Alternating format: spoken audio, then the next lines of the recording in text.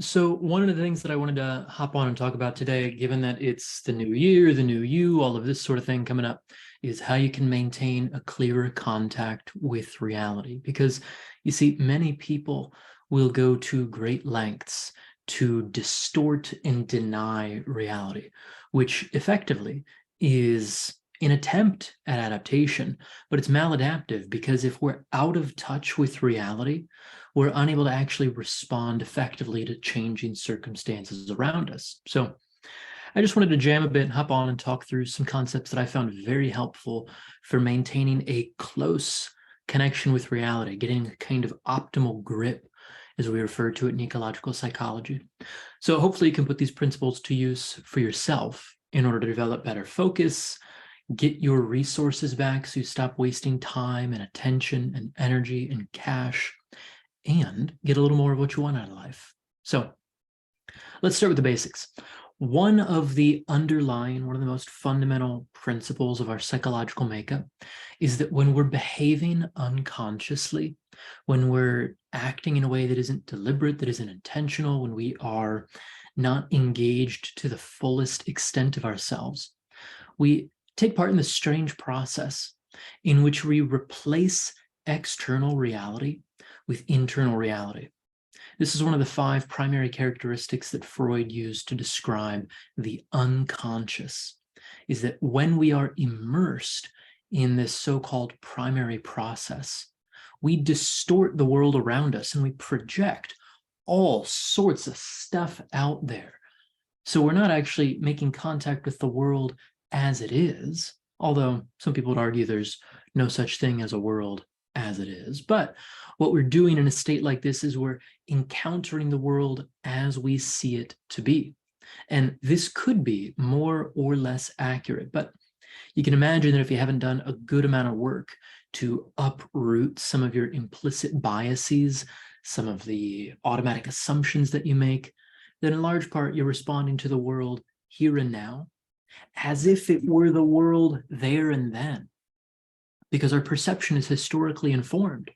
And so if we're unable to adjust and adapt the processes of our perception, we're going to continue to meet situations in the present, here and now, as if they were those situations from our history that have shaped and informed our perception up until now. This is why I so often say that people are parasitized by their history.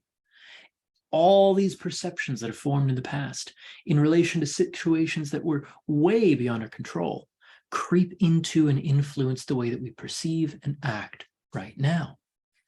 So hopefully there's a bit we can do to resolve some of the difficulties this brings about.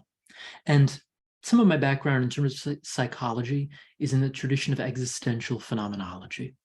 Now that's a complex phrase that essentially says, meet the world as it is.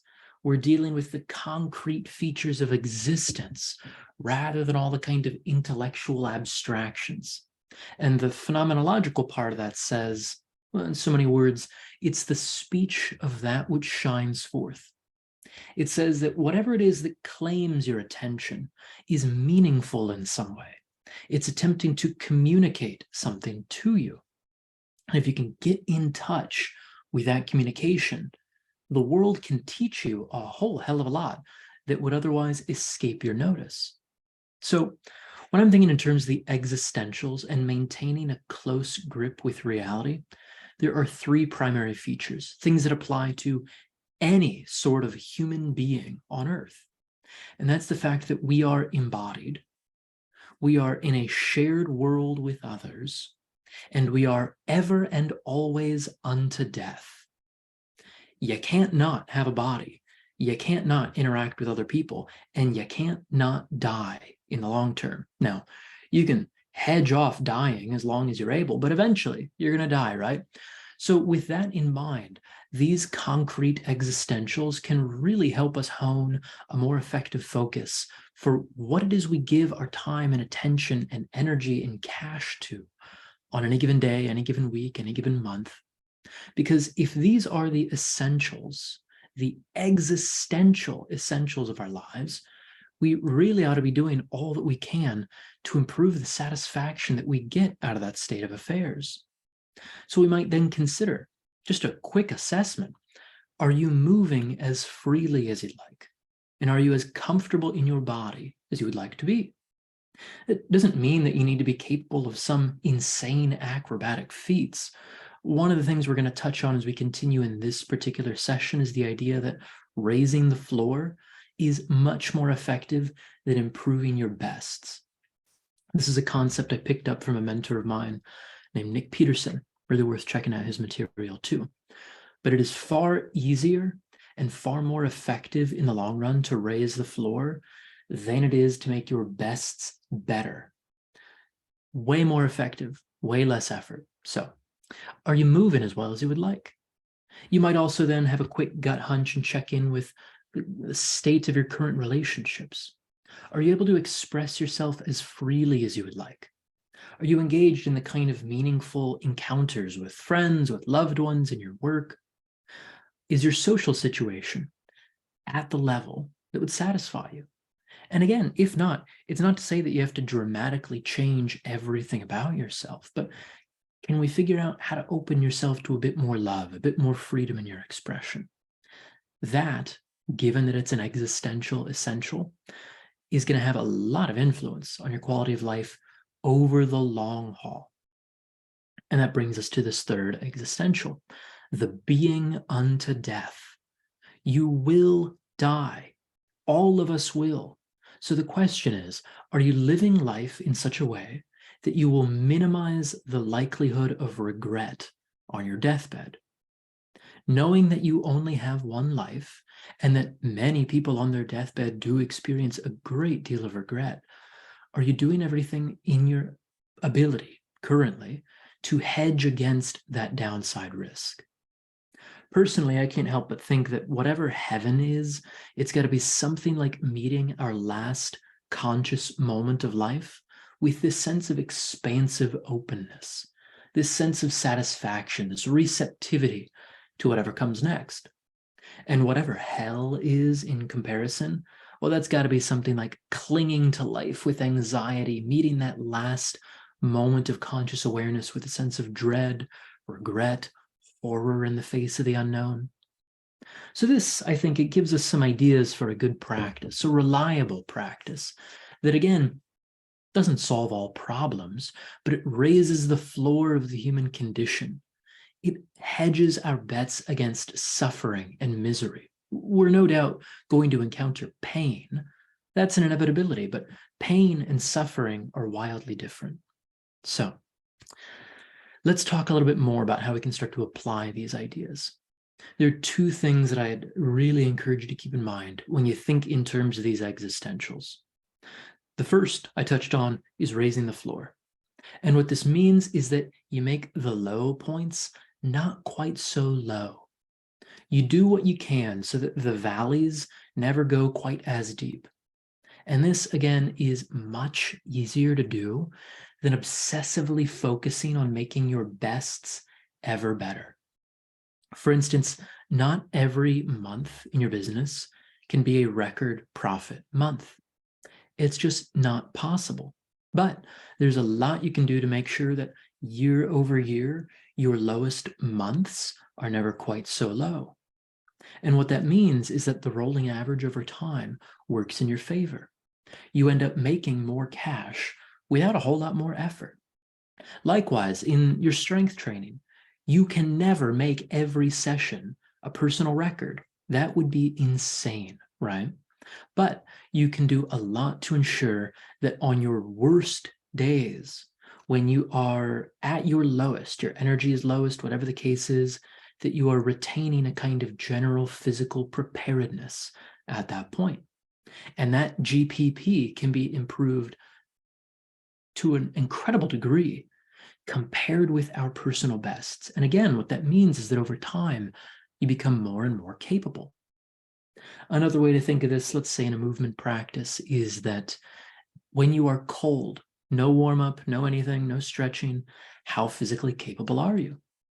Are you able, for instance, to make your way into a squat without any stretching, without any warm-up, anything like that?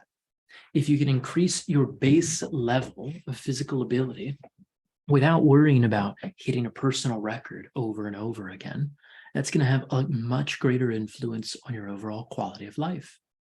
Apply it to the psychological domain too, because what we're not interested in here is domain dependence. Psychologically speaking, are your lowest moods over time getting better and better?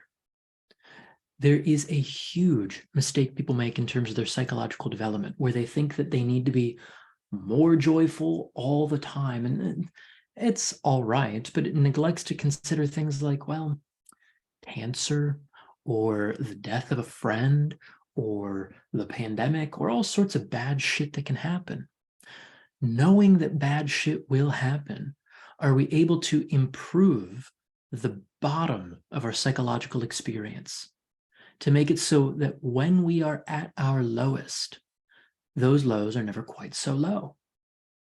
As a personal example, I used to struggle with seasonal affective disorder, and every year reliably, I would hit this incredible depression when it got darker. And in some ways, I think that's evidence of a kind of cyclical nature of the human organism that we've lost touch with in a way. I think a lot of what accounts for seasonal affective disorder is that the whole world is basically asking us to do less. It's getting darker earlier, the days are shorter. Of course, at this point, we're on the other side of it. But we humans have this insane tendency to perform at a steady level or at an ever increasing level, regardless of the outside world. And when I started to wrap my head around this, I realized if I could adjust my expectations and my behavior to account for some of these normal ebbs and flows in my energy, my motivation, my drive over time, that I ended up suffering a lot less. Again, I was no longer attempting to do battle with reality. The reality was, as the nights get longer and the days get darker, my levels diminish. And rather than attempt to fight that and wage war against reality, against my biology, my psychology, what I could do is ride that rhythm. And it ended up creating a huge degree of satisfaction to the point where I'm no longer really susceptible to something like seasonal affective disorder. I adjust my expectations of myself, and as a result, I have a much easier time dealing with fluctuations throughout the year. So that's one thing, this idea of raising the floor. It's closely related to another idea, and this is an idea of system reliability, which comes from the world of ecology. And ecology is primarily concerned with relationships. It is, in so many words, the study of relationships. So, system reliability indicates that the more component parts you have in a system, the more likely that overall system reliability is going to be diminished. The simplified example, again, credit to Nick Peterson for this one, is that if you flip the light switch and you've paid your electric bill 90% of the time, and the light switch works 90% of the time, then the lights are only going to come on 81% of the time. You take that 0.9 of the light switch and 0.9 of the electric bill, and you multiply them. The result of this, because nothing is perfect, nothing is 100% reliable, the result of this is inevitably going to be less than the reliability of any individual part in the system. Now, what does this mean in practical terms? What this means is that if you have a zillion things on your self-care checklist or your to-do list, if you have endless complication in the processes of your life, you're inevitably going to deal with less and less reliability over time. The effective thing to do is not add in more stuff. Because even if I have, another part of the system that is as reliable, let's say a 90% effective light switch, 90% reliable, I pay my bill, and I have this magic 90% light switch flipper, and it also works 90% of the time. Then when I go to flip it with my magic flipper and the light switch and the bill all together, I multiply 0.9 by 0.9 by 0.9, and I come up with something like 72%. So what I'm getting at here, what I hope to make evident with this, is that you will improve the overall efficacy of any system in which you find yourself by stripping away as many elements as possible. This is really closely related to something like the 80-20 principle, where you figure out what 20% of your activities are driving 80% of your result, and you just clip away the rest of it. You unshackle yourself, you divest yourself from those things that are less reliable.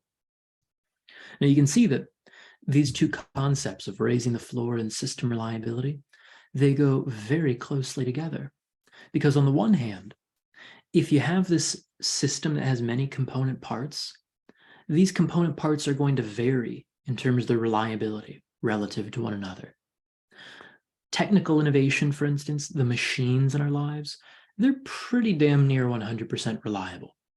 But the least reliable part of the system, inevitably, is going to be human behavior. Because we're varied, we're inherently diverse, we're pluralities, and we have these different moods that influence us on any given day.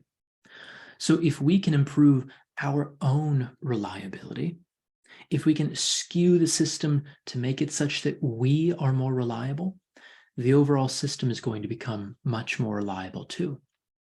And again, it is far easier to improve the reliability of the least reliable part than to drive the most reliable part even closer to perfection.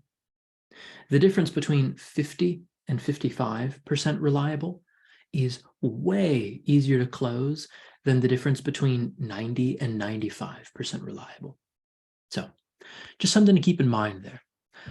Now, with that said, I also want to talk about how you can start to get back some of your time, your energy, your attention, your cash, all these resources that you've allocated in various different ways.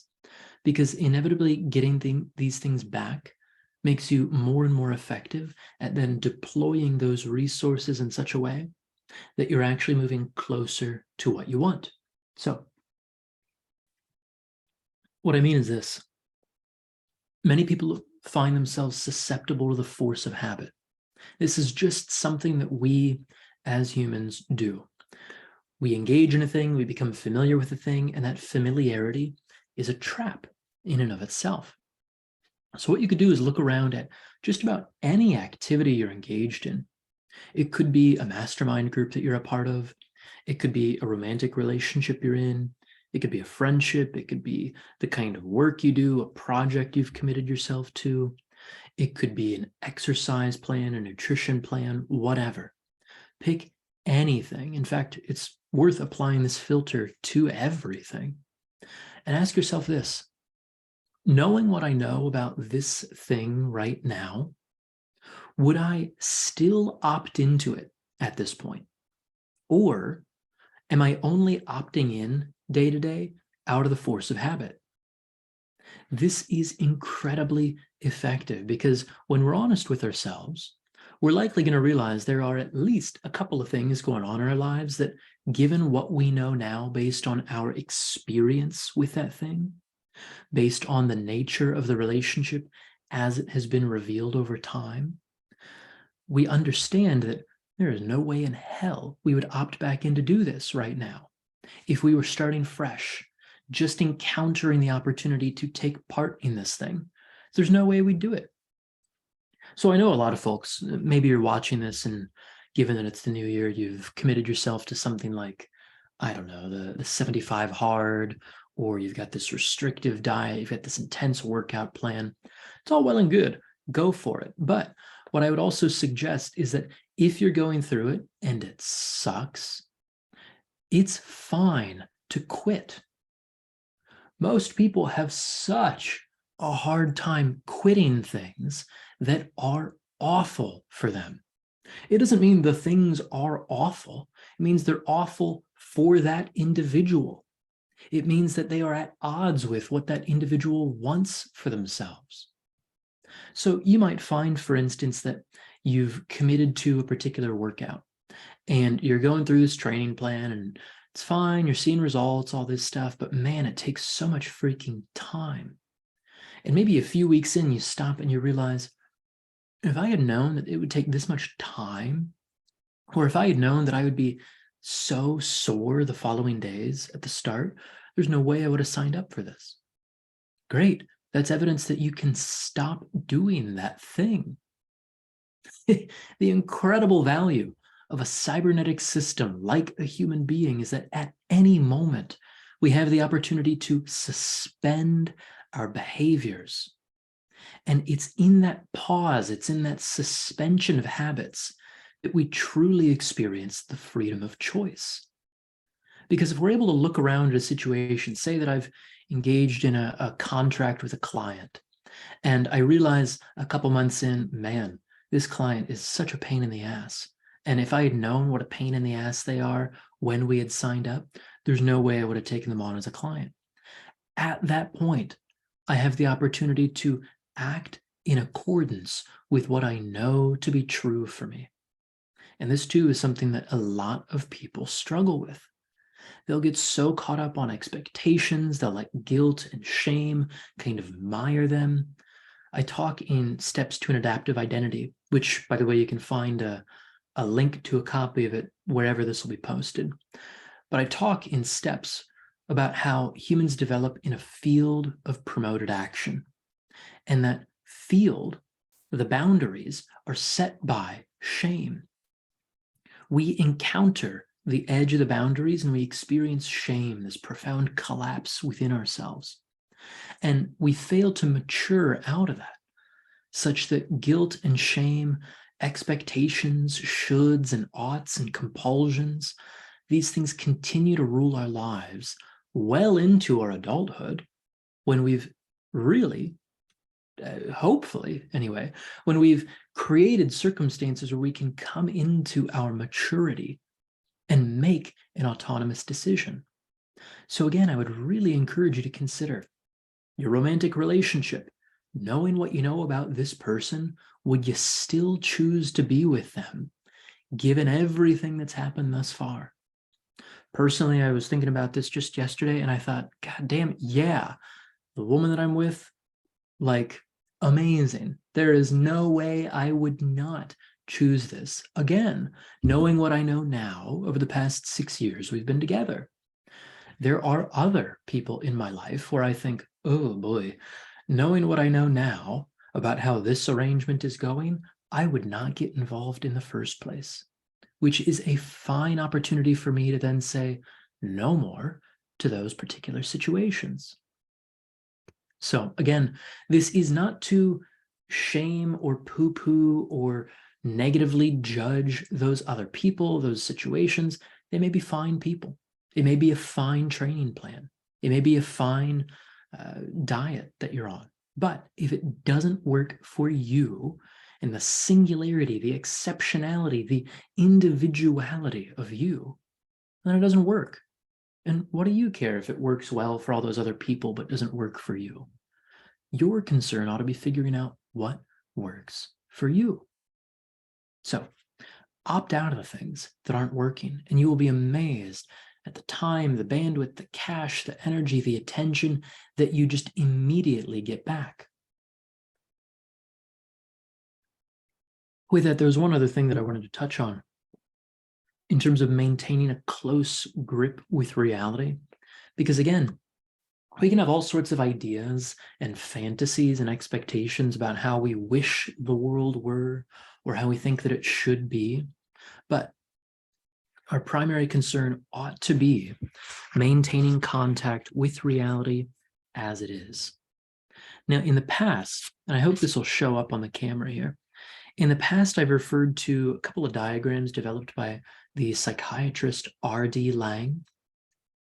And in the one, he describes a vital embodied self who then engages in real perceptions of the world and meaningful actions within the world. And he contrasts this with the schizoid organization, the individual who is split within themselves. This is the individual who presents a false self to the world, keeping their true self cloistered away. And if we engage as this false self, as this character within the world, we can't help but see the world falsely. And then our actions are inherently futile because they're in relation to a false perception. So again, I'm going to encourage you to keep a close touch with reality. And one of the most effective ways to do that, because I know that given the time of the year, you're likely thinking about what kind of changes you could make in your behavior. It is really worth taking a look behind you to see what has occurred already, because there's very little that is more predictive of our future behavior than our past behavior. So I encourage people, before they go about making a particular change in their habits, to go through a practice of the little bird's observation. And so you imagine that there's a little bird flying around with you through the day, and it's observing you all throughout the day. And the little bird only sees demonstrable interactions with your environment. So it doesn't see what you think, it doesn't see what you feel, although it does see some of the correlates of your thoughts and feelings. It sees changes in your facial configuration. It sees changes in the gestures that you make or the posture that you carry through the world. But most importantly, it sees what you do, where you do it, with whom you do it, and when you do it. It'll also see things like how or by what means you do it. But primarily what we're concerned with at the outset is this course resolution view. We're looking to get a sense of what actually occurs in my behavior. Because if we're looking to get more and more out of what we want from life, it's really worth doing so in a way that is in accordance with our true nature, our essential nature, rather than attempting to distort our nature in service of some external standards of normalcy, right?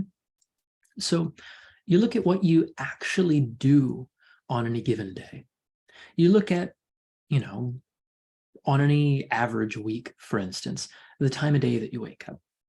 And if you know that consistently you wake up at a certain time of day, it's not really all that reliable to then dial your wake up time forward by like 3 hours. So if you know that based on your chronotype, based on your energy levels, that on any given day, say on a weekend, right? Or on a vacation when you have nothing to do, if you know that you find your sweet spot waking up at 7 a.m., don't sign up for a thing that has you waking up at 4 in the morning. That is at odds with your essential nature. And I promise you, although a lot of these things work for a lot of people, you can get what you want in accordance with your essential nature, so long as you know how to leverage that essential nature effectively. You don't need to distort yourself. You don't need to put up a false front, certainly not with yourself, let alone with other people. So you observe what you're actually doing. And then the ticket to success really is to build a structure around what it is you would normally do anyway. Now, I'd like to drive this home with an example from my own life. I encountered a period of severe burnout not all that long ago, and I ended up taking a month off from just about all of my work. So client engagements, the courses I was teaching, all this stuff, put on pause. And whoa, it was so hard to do that, but it was frankly necessary at the time. So I had this period where my schedule was just clear. There was nothing for me to do because I was at a point where I couldn't really muster up any give a damn to do anything in particular. So I have this clear schedule, and I had this unique opportunity then to watch what I would do with nothing in particular to do. And if it's at all available to you in any way, if you have sick leave accrued, if you have vacation days piled up, if you can afford to just like tell your employees, hey, I'm taking off for the next couple of weeks, give it a couple of weeks, like 4 weeks really would be a sweet spot. Take some time away and watch what you do when there's nothing of your habits to do. Nothing of the kind of compulsions around work, social engagements, all this stuff. Just watch what you're inclined to do. I promise you, if you have the opportunity to do that, you will learn so much more about how to make your long-term success that much more satisfying, because you'll get an incredible view of you as an animal just doing your own thing. So what I found was, if I didn't have all of this client stuff, if I didn't have all this work going on, I would reliably wake up when the sun came up. Now, I mentioned earlier that that varies through the year, and so I've learned to adjust my schedule accordingly. But I found that I would wake up, I would come downstairs, I would roll around on the floor a bit, I'd, get my body feeling the way that I want to feel. I would go for a walk. I would come back and read, mostly related to stuff that I thought about on the walk. I would get in a little deeper. I'd think, I'm curious about this and this. And so I'd go grab the books off the shelf that I know talk about those things. And I would write some. I would jot down all sorts of ideas in this little notebook, which also, by the way, doubles as my wallet, which circles back to this as well. I knew that I would carry a notebook more reliably than a wallet. So I just started keeping cards and cash in the back pocket of notebooks. And here too, I'm just working with my behavioral tendencies, but I digress. So in this period of burnout, I discovered that no matter what I'm going to reliably do anyway is go for a walk, roll around on the floor some, I'm going to read stuff, I'm going to write. And I just know that all other things being equal, those are the most reliable aspects of my behavior.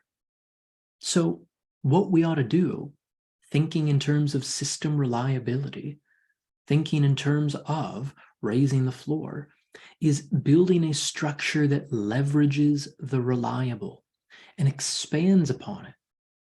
So what I know is that I operate at my very best when I've got a morning set up in such a way that accommodates this.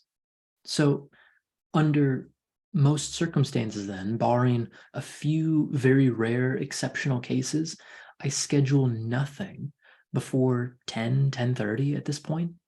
I just know that I do my best work. My behavior is nearer my optimal when I have that space free. And I can appreciate that for a lot of people that might seem like an outrageous thing. Like, well, I've got work, I've got this, I've got my 9 to 5, I've got such and such. It's like, well, maybe all those things are necessary, but you also, I guarantee you, have the ability to opt out of more things than you realize. Again, going back to this previous point, if you opt out of stuff that you wouldn't right now opt into, you would be amazed at how much freedom is then available to you to organize a life in accordance with your genuine preferences. So again, maybe you opt out of this stuff and you get back a bunch of time. Maybe you set aside a couple of weeks to do nothing and just observe what you would do when there's nothing in particular to do. Either of these things can go a long way, but what I would really encourage, rather than think through the insane new year, new you kinds of ideas, think in terms of how you can build a structure that leverages what you are going to do anyway. If there are things that you know you're going to do anyway, you just build a life around those. You don't go about imposing some top-down normative standard. You work from the bottom up. At least that's the way you work if you want to work in accordance with any biological system in the world. You work with what emerges spontaneously, and you build some structure around that. So I know, for instance, that if I spend the mornings going for a walk, drinking a coffee, reading, writing these things down, I have all the fodder I need to create all the content I ever need to bring in all the business that I frankly am ever going to need. I know that if I can just do these things, and that I will do these things reliably, if I build my business around that so that my livelihood is an extension of my life itself, whoa, I have an unfair advantage at this point. Compared to everybody else, I am far more likely to engage in these things willingly, joyfully. I'm going to give all of myself to them because they're in accordance with my true nature. So then rather than force myself into some contrived business plan, I just have to sit back and then figure out, how do I actually build a business around the stuff that I just like doing anyway?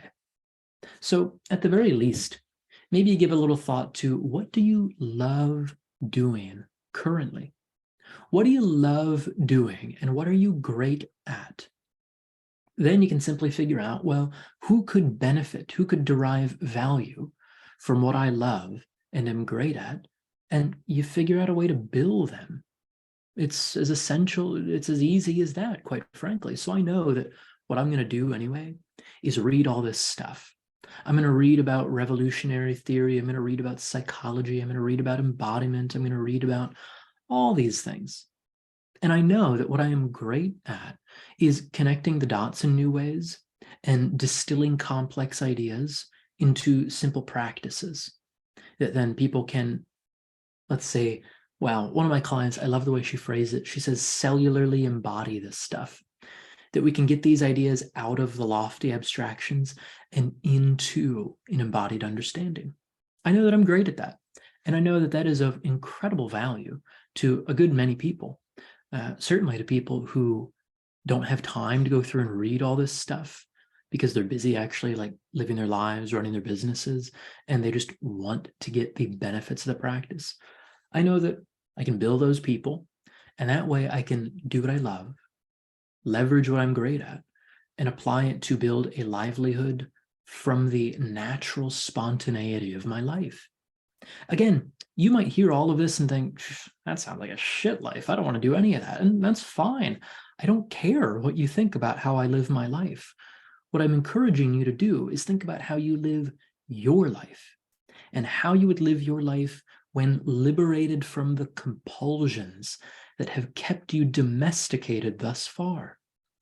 If you can opt out of the things that you've historically opted into that no longer work for you, you can then figure out what you would do reliably, what you would do of your own volition, and build a life around that. That too takes a huge influence, let's say, from existential phenomenology. I know that these behaviors of mine that I engage in reliably, these phenomena are shining forth out of all the other things that I might spend my time doing, and they communicate something to me. They are deeply related to my existence in its essential state. So why would I attempt to then go do anything other than make use of what comes easily and naturally to me? I don't know, food for thought. Anyway, if you have any questions, thoughts about this, you'll see that I've linked in the Steps to an Adaptive Identity channel here. I would encourage you, go there. You can drop a comment in wherever this will be posted, but I will more likely see it if you join our channel, hop in the discussion group. That will, well, it'll let me also know how to prioritize what gets the responses. So anyway, hope you find this useful. I will look forward to hearing what you think of it, and I wish you the best as the new year rolls itself in. So take care, y'all. We'll talk soon.